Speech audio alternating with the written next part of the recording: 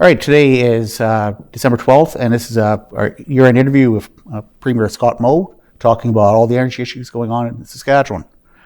So, Premier, we've been doing this for a few years now.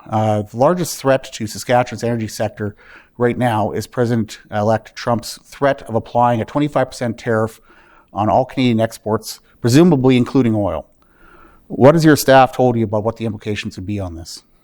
Severe, significant, not only in the oil industry, but across the board in Saskatchewan and Canada. And I'd say the largest threat, although it may manifest itself in an American tariff on Saskatchewan and Canadian goods, the even larger threat is how our federal government handles and manages the relationship with the incoming Trump administration. And so I would just come out and say, first thing, the Trump administration, the incoming Trump administration, has likely the most significant majority mandate that I've seen in recent history.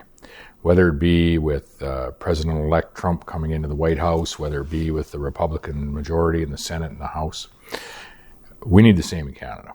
And we don't have it today. We have a minority government that has gone beyond the 4-year norm, a minority government that is essentially working on a mandate that is day by day and week by week.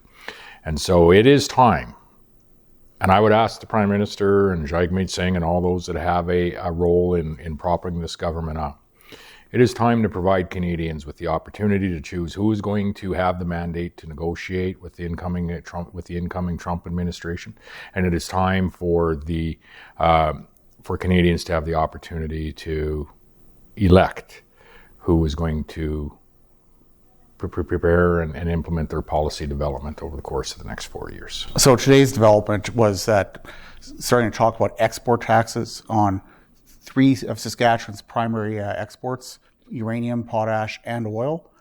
What are they trying to do to us? Yeah, there are rumors at this point that the federal government's counter tariffs might look like, rather than an import tariff, would look like an export tariff on the very goods that we are providing here in the West to the U.S., oil, potash, and uranium. And that would be disastrous. I'd say it's a betrayal by the Prime Minister and the federal government of everyone that lives in this province and works in those industries. But more broadly, it's a betrayal by the federal government of Canadians. In saying that, there is a conversation to be had here between Canada and the U.S., and we will be supportive of engaging through our federal government, whoever that might be. We'll also be supportive of engaging as a Council of Federation table alongside other premiers. But we'll also be engaging as a province of Saskatchewan, utilizing the contacts and relationships that we've built over the course of the last number of years within the U.S. and all of those associated with it. So if any of this happens, how will Saskatchewan cope? This can't happen. This can't happen, certainly for any length of time. The relationship that we have built, and I'll speak from the Saskatchewan perspective with our American partners, is one where we work together to add value to the products that we produce alongside our American allies and our American friends. And we create an environment where we provide energy security, food security, and I would say to some degree even manufacturing security in North America, continental wide. And then we take those very goods that we produce together and add value together, and we export them to over 160 countries globally. And so this simply can't happen.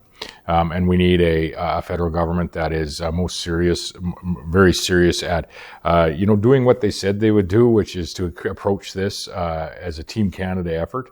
A Team Canada effort and working alongside one another after we just got off the phone with the Prime Minister and the other premiers yesterday without a whisper of any type of export tariffs of this nature. A Team Canada approach would not be stepping into these export tariffs as a retaliatory measure. And so if that is where the Prime Minister and the federal government head is at, they need to rethink. What does this have to say about the need to get more pipe to Tidewater? At Lloydminster, Premier Smith spoke about rejuvenating Northern Gateway. Does this need to happen with haste? And what about Energy East? Yes, but before any of that, Energy East, Northern Gateway, and then there obviously is more discussion, not only in Canada but in the U.S. on the Southern Link. all are important, I would say, in the long term. And despite the short-term tariff discussions that we might be having, all are important in the long term. And we need access to all of the markets. And ultimately, at the end of the day, we need to have a positive working relationship with our American counterparts. And that should be and needs to be the goal of whoever the Prime Minister is today or tomorrow. So all are important, and we're supportive of all of those initiatives. And I think, and we've had this discussion and likely will again today, I think then in there that provides us some opportunities in this province and in Western Canada to start looking at expanding some of the production of the most sustainable product that you can find on Earth. And that's what we should be having the discussion about, is how do we attract the investment and attract actually, this might be a more serious challenge, attract the operational capacity to expand our drilling footprint and ultimately expand our production in Saskatchewan. We have the product. It's some of the most sustainable and high quality product that you can find on Earth. Unfortunately, we haven't had the will at the federal level, which has allowed us to slip a little bit on some of the operational capacity that we have to expand this industry that's employs so many people in this province. So I definitely want to get into that in a little bit later here. It doesn't seem to be a coincidence that Premier Smith is going to be in Washington for several days during Inauguration Week. It appears there's a significant chance there may be an announcement on Keystone XL revival. Is this a good thing, or are we locking ourselves even more so into that one market, and with the tariff threat, it may not be necessarily as healthy for us? Yeah, no, we are, but we're already locked into that market as well in a significant way. I mean, from this province, virtually every barrel is heading into that American market. And so we're, to say we aren't already rather dependent on the relationship with the U.S., whether it's oil, potash, whether it's ag products, or whether it's the imported products that we have as well, Kenworth and Peterbilt trucks, big green combines and tractors. The ones that can only sell 10% manual transmissions now. Yeah. Goodness, don't get me started. So that is a relationship that's important to us, and I think it speaks to the importance of having whoever is representing Canada's interests with the incoming Trump administration that has a significant mandate, like the incoming president does. So it's time for an election in this nation, and I would openly say that from Saskatchewan's perspective, we would ask both Jagmeet and Justin to do the right thing and give Canadians the opportunity to choose who is going to be that voice over the next 4 years, and give them a mandate to do it. So the election saw both parties speak about the importance of maintaining royalties. Basically, it didn't come up except for me asking about it. Is there ever a time for any commodity, being it oil, uranium, potash, lithium, or helium, where a government can reconsider royalties without serious repercussions? And where I'm going with that is that in 2009, the Stelmach government in Alberta talked seriously about a royalty review. Yeah. And I wrote 6 months of stories of what I called refugees from Stelmach. Yeah, and there's a history in that very accurate article, and I'd glanced at it not too long ago, actually. I think we need to be aware in that vein of being aware of what your allies, who are also sometimes your competitors for investment attraction and whatnot, be aware of what they are up to and what they're doing. Also understanding geology in Saskatchewan is slightly different than Alberta, and maybe slightly different than looking to the south and the South Dakota North Dakota and Montana oil fields of which we share. And I think we have often looked to compare ourselves to some of the Alberta regulatory environment and royalty environment. Maybe what we should do is take a page out of Doug Burgum's book, and maybe look a little more closely to the south. And maybe this is an opportunity for us, maybe coinciding with the federal election, to look at how they have went from roughly about the same amount of barrels that we produce in Saskatchewan in North Dakota to something north of 2 billion. I think it was, they went from 90,000 to 1.2 million in the space of 4 years. Yeah. Actually, you're going right on the path where I want to talk about here.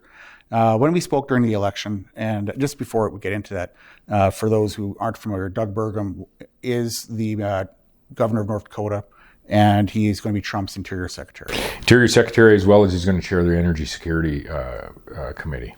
I actually saw him speak in Bismarck a few years ago, and he talked about wanting to drive his state to 2 million barrels and using CO2 to do it. Yeah.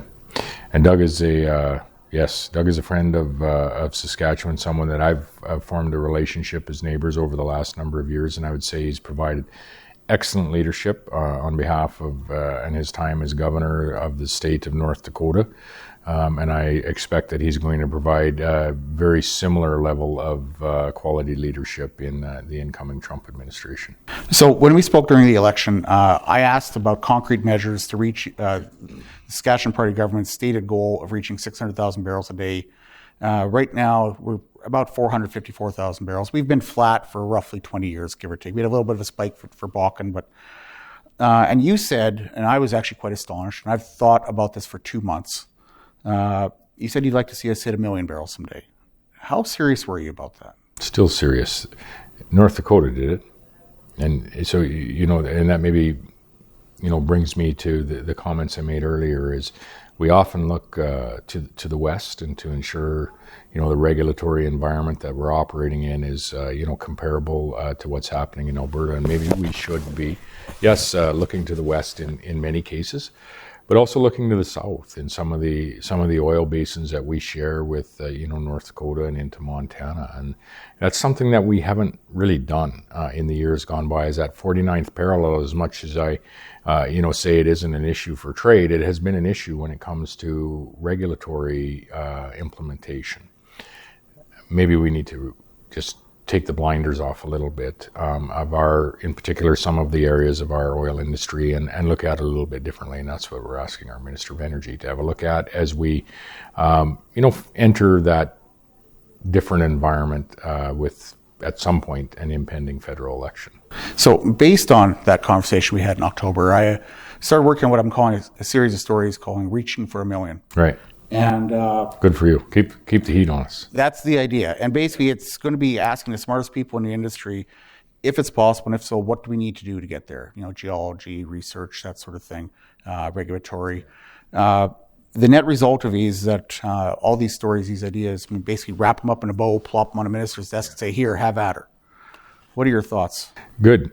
And I look forward to it as our Minister of Energy. I will look forward to it as well. I do have concerns, and it won't be easy. I see since 2015, since the oil industry, the energy industry in Saskatchewan, Alberta, and I'd say even in Newfoundland, and parts of Manitoba, in fairness, and BC even, has essentially been under a veiled attack from the federal government. Whether that be a regulatory attack, whether it be attack in the name of climate change or whatever that might be, to the point where we've seen federal ministers and the Prime Minister talk about phasing out of the oil sands and phasing out of the oil industry entirely long before anybody could ever reasonably conceive.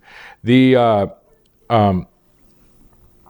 worry about the operational ability we actually have to drastically increase, our drilling capacity and our production capacity, as I've seen it leave the province. And I talk to people in, the southern part of our province, and they talk actively about, oil field construction and service assets that are not operating in the province anymore. They're still owned by the same people.